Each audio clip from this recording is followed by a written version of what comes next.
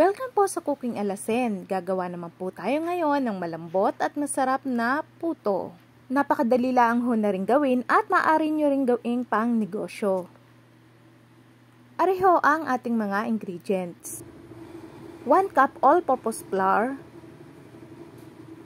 half cup of sugar, 1 tablespoon baking powder, 1 whole egg, 1 cup of fresh milk or evaporated milk. Kung wala po kayong gatas, pwede naman po ang tubig.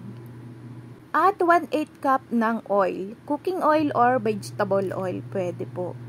Mix lang po nating maigi hanggang sa mag-well combine na ang ating mga ingredients.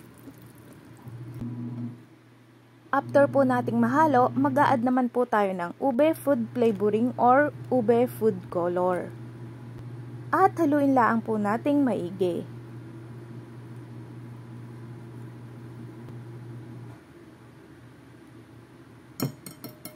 After po nating mahalo, ari naman ho ay ating sasalain para maging soft po yung kalalabasan ng ating puto.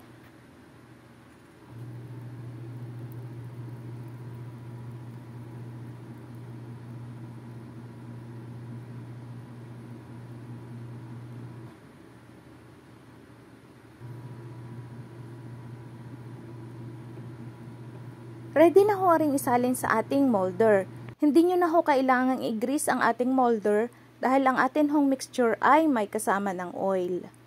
Habang ari ho ay aking ginagawa, kasabay ho na rin ay nagpakulo na ako ng tubig sa ating steamer. Dahil kailangan ho ay kumukulo na ang tubig bago natin ilagay ari sa steamer. Bago ho ninyo ari ilagay sa inyong steamer, kailangan ay ilagay nyo muna sa low heat ang inyong apoy.